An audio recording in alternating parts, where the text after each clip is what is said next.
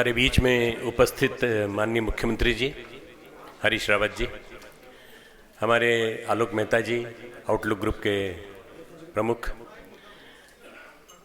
हमारे चौहान साहब, हमारे रजनीकांत जी और यहाँ बैठे सभी पत्रकार मित्रों, पत्रकार भाइयों बहनों, देवी स्वरूपा बहनों, देवतुल्य भाइयों बहनों, अभी हमने एक बहुत ही सुप्रसिद्ध और बड़े गुणवान पत्रकार श्री आलोक मेहता जी को सुना। मैं उनको लगभग 1975-76 से पढ़ रहा हूँ और मैंने उनको कई पत्र भी लिखे, पत्रों के जवाब भी आए। मैं जानता हूँ कि आउटलुक पत्रिका ने लोगों के आउटलुक को बदला है, दृष्टिकोण को बदला है और बहुत कुछ जो आज हमें दिखाई पड़ता है चेंज, उसमें बहुत बड़ा चेंज का योगदान उन्हीं का है। आज का जो विषय है वो है वर्तमान पत्रकारिता के समक्ष चुनौतियाँ। बड़े संतुलित ढंग से हमारे आलोक जी ने बताया कि चुनौतियाँ आएंगी, चुनौतियाँ रहेंगी, पर परेशान होने की जरूरत नहीं है। गीता में भगवान कृष्ण कहते हैं अद्वेष्टा सर्वभूता नाम मैत्रः करुण एव च, किसी के प्रति द्वेष भाव मत रखो। आप कहीं भी हो, मैं 44 साल होने जा रहे हैं मुझे हरिद्वार में, और 44 साल 44 ईयर्स यहाँ रहा मैं, तो इतनी ऊंचाई तक संगठन को ले जाने में मुझे भी कई चुनौतियों का सामना करना पड़ा और मुझे सबका साथ मिला। मुझसे कई लोगों को बुरा भी लगा होगा, द्वेष भी हुआ होगा, पर मैं आपको बताना चाहता हूँ आलोक जी कि यहाँ की प्रेस और यहाँ के पत्रकार जितने शानदार, जितने अच्छे हैं, उतने मैंने कहीं नहीं पाए। मैं इंदौर में भी रह चुका हूँ, इंदौर के प्रेस क्लब में भी रह चुका हूँ। मैंने प्रभाष जोशी के साथ काम किया है और मैंने राजेंद्र माथुर जी के साथ भी काम किया है। मैंने उनके मार्गदर्शन में मैंने बहुत कुछ पाया है। अखंड ज्योति का संपादन कर रहा हूँ 1983 से। अखंड ज्योति पत्रिका इसमें 12.5 लाख की संख्या में छपती है, हिंदी और अन्य भाषाओं में। तो वो पूरी तरह से आध्यात्मिक है, तो आध्यात्मिक के साथ हम सोशल इश्यूज़ को भी लेते हैं। आज क्या हो गया है कि मीडिया बहुत वाइड प्लेटफॉर्म वाला हो गया है। केवल प्रिंट मीडिया नहीं है, आज हमारे पास टीवी है, आज हमारे पास सोशल मीडिया है, आज हमारे पास स्मार्टफोन्स हैं, आज सब कुछ है हमारे पास यहाँ पर।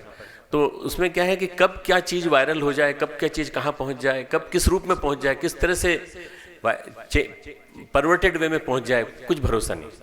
इसलिए सहिष्णुता, सहनशीलता अपने अंदर रखना बहुत ज़रूरी है। सहनशीलता एक ऐसी चीज़ है जो कि बहुत प्रयास से आती है और उसके लिए गुणों का अभ्यास करना पड़ता है।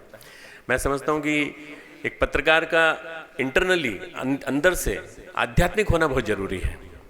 अगर वो आध्यात्मिक है, आध्यात्मिकता उसके अंदर रोम रोम में है, तो वो फिर ईमानदारी से पत्रकारिता करेगा और फिर ऊंचाइयों तक जाएगा, जैसे गणेश शंकर विद्यार्थी गए थे और अन्य लोग गए थे।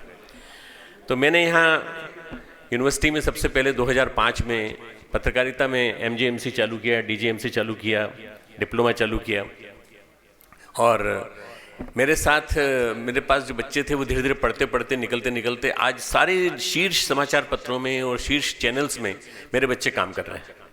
मैं ऐसा मानता हूं कि अपने आज कुछ बच्चे यहाँ मौजूद हैं क्या MJMC के? मुझे ये देखिए हाथ ऊंचा कर रहे हैं, ये जो हाथ ऊंचा कर रहे हैं बच्चे मेरे यूनिवर्सिटी के हैं। ये जो वहाँ MJMC कर रहे हैं या DJMC कर रहे हैं, तो उन लोगों को मैंने बुलाया था, तुम भी सुनो, आप जैसे हस्ती कब आती हैं यहाँ।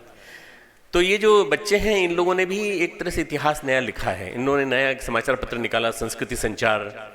भारतीय संस्कृति को कैसे कण कण तक पहुंचाना है, घर घर तक पहुंचाना है, इसका हम लोग कोशिश करते हैं। जैसा रजनीकांत जी ने कहा, घर घर में, गांव गांव में गायत्री परिवार फैला है, तो उसकी पहचान केवल एक धार्मिक रूप में है। मैं उसकी एक आध्यात्मिक और वैज्ञानिक पहचान कराना चाहता हूँ, क्योंकि मैं डॉक्टर हूँ, साइंटिस्ट हूँ, इसलिए बताना चाहता हूँ आपको कि ये अध्यात्म को यदि वैज्ञानिक दृष्टि से समझा जाए तो वास्तव में बहुत बड़ी चीज़ है और इसके बिना राष्ट्र का विकास नहीं हो सकता। आज मीडिया में जो हो रहा है, मैं नहीं ले जाता उस बात पर, जो वर्तमान में जो मुद्दे आ रहे हैं, पर जो एग्रेसिवनेस आ रही है वो एग्रेसिवनेस नहीं आना चाहिए।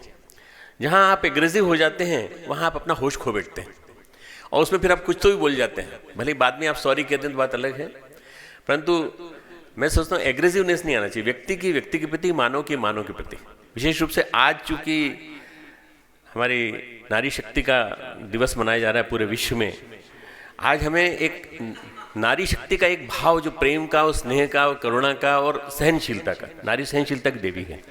इसीलिए धरित्री के साथ साथ उसको ये कहा जाता है कि वो सहन करने का काम वही करती है। अभी लाखों वर्षों से जब से धरती बनी होगी तब से वो अपने गर्भ में बच्चे को धारण किए चली आ रही है। अगर मान लीजिए भगवान के मूड में आया कि बहुत दिन तक नारी ने कर लिया, थोड़े दिन तक पुरुषों को करने दिया जाए काम, तो हमारे आधे पुरुष भाग खड़े होंगे सारे के सारे। हमें नहीं झेलना है कष्ट। नारी में दर्द को झेलने की ताकत है, कष्ट को सहने की ताकत है, और उस कष्ट को सहने का दर्द का तरीका यदि हम लोग भी अर्जित कर लें, हम लोग भी सहन कर लें, पुरुष भी, तो फिर उसके बाद किसी तरह की कोई प्रतिक्रिया नहीं होगी। ये छोटी मोटी घटनाओं से हम राष्ट्र को ये नहीं मान सकते कि राष्ट्र खतरे में है। राष्ट्र खतरे में तब होता है जब आप उसको तोड़ने लगते हैं खुद, जब आप खुद ही उसको जब तोड़ने लगते हैं तब होने लगता है। हाँ, ऐसे कोई घटनाक्रम घटेंगे तो हम लोग विरोध में खड़े होंगे और हम लोग पत्रकारों को उसमें आना चाहिए, सामने आना चाहिए। मैं बड़ा खुश हुआ परसों जब मैंने भारत को जीतते हुए देखा बांग्लादेश के खिलाफ क्रिकेट मैच में, तो उस समय भारत माता की जय के नारे पूरे स्टेडियम में लग रहे थे। मित्रों, ये मुझे लगा कि जब बांग्लादेश की भूमि पे भारत माता की जय के नारे लग सकते हैं तो इससे ज़्यादा सहनशीलता क्या हो सकती है।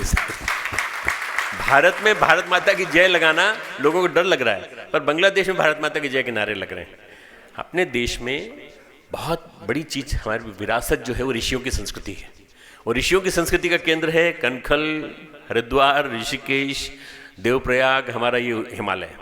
मैं तो यहाँ आकर के अभिभूत हो जाता हूँ। बाहर जाता हूँ तो मुझे कार्यक्रमों में जाना पड़ता है, परंतु मैं जब वापस लौटता हूँ तो दुनिया के लोग, कई लोग पूछते हैं मुझसे कि आपको कौन सा संसार में, दुनिया में सबसे अच्छा स्थान लगता है। मैं कहता हूँ, जब मैं प्रवेश करता हूँ और दोनों तरफ की पर्वतमालाओं के बीच में, एक तरफ चंडी देवी, एक तरफ मनसा देवी, बीच से प्रवेश करता हूँ और गंगा नदी के पास आता हूँ, हर की पेड़ी के सामने दर्शन करता हूँ, तो मुझे सबसे सुंदर स्थान वर्ल्ड का, विश्व का सबसे सुंदर स्थान ये स्थान लगता है, और कोई स्थान है ही नहीं। सबसे बड़ी मन की शांति यही मिलती है। तो मित्रों, आप यहाँ बैठकर जो पत्रकारिता कर रहे हैं उसका प्रभाव पूरे भारत पे पड़ता है, क्योंकि हिमालय से आने वाली चेतना है। वही गंगा जो यहाँ से बहती है, उसी से टच करती हुई पत्रकारिता है आपकी, उसी स्पर्श करता हुआ, हिमालय से स्पर्श करता हुआ आपका पत्रकारिता का टच है। तो ये चुनौतियाँ आएंगी, चुनौतियाँ आती रहेंगी, पर आप कभी परेशान न हो, आप कभी घबराएं नहीं, और हमेशा ये मान करके चलिए कि हमें सही चीज़ सही स्वरूप में प्रस्तुत करनी है। हमने कार्यक्रम किया था 2011, उसके ज़्यादा विस्तार में नहीं जाऊंगा, पर मैं उस समय का पत्रकारों का जो सहयोग मुझे मिला, मैं जानता हूं कि मुझे पत्रकारों ने और मुझे माननीय रावत जी ने बहुत सहयोग दिया। उस समय माननीय रावत जी ने उसका ध्वजा दिखा करके उसका यज्ञशाला कलश यात्रा का संचालन किया था। मित्रों, कहीं हम असफल रहे कोई बात नहीं, पर हमें वो झटके जो है उन्होंने हमें परेशान नहीं किया। मैं परेशान नहीं हुआ, मैंने फिर से नए सिरे से खड़ा किया 2011 के बाद। वो खड़ा करके संस्थान को इस स्थान पे ले आया जहाँ पर कि आज हम करोड़ों व्यक्तियों को हम शक्ति देते हैं, बल देते हैं। डॉक्टर का काम है मनोबल उठाना, मनोबल गिराना नहीं। तो डॉक्टर होने के नाते मैं मनोबल आपका भी बढ़ाता हूँ और आपको ये बताता हूँ कि निश्चित रूप से आने वाले दिनों में चुनौतियाँ और बढ़ेंगी, क्योंकि जिस तरह से उत्तर कोरिया में हो रहा है, जिस तरह से ईरान में हो रहा है, जिस तरह से आईसिस का प्रकरण चल रहा है, ऐसे में बहुत सारे घटनाक्रम घटेंगे।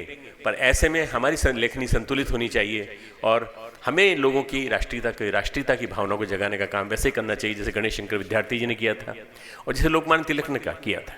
उनका बेटा मर चुका था और उसको अग्नि देने के लिए उनके पास स्लिप आई, तो उन्होंने कहा जब इस देश का पूरा व्यक्ति जो है संपादकीय की प्रतीक्षा कर रहा है तो मैं ऐसे में नहीं कर सकता, तुम कर दो उसको, तुम उसका अंतिम संस्कार कर दो, मुझे पूरा संपादकीय लिखने में समय लगेगा। ऐसा पत्रकार बहुत गिने चुने होते हैं मित्रों, जो अपने बेटे की मौत की खबर सुनने के बाद भी पत्रिका का संपादकीय लिखने के लिए तैयार है। लोकमान्य तिलक, ये देश बड़ा, विवेकानंद से लेके अनेक संत यहाँ हुए हैं, अनेक लोकप्रिय ऐसे लोग हुए हैं। और स्पेशली देखा जाए तो हिंदी भाषा में किशोरदास वाजपेयी जी ने इस हरिद्वार के प्रेस क्लब की स्थापना की। यहाँ का प्रेस का मूल आधार स्तंभ वो हैं। मैं समझता हूँ कि यहाँ के प्रेस से मुझे बहुत आशाएं हैं, मुझे बहुत उम्मीद है और कोई भी चुनौती इनके सामने आएगी तो इन्हें कभी निराश नहीं होंगे। खूब खूब मंगल कामनाएं, खूब।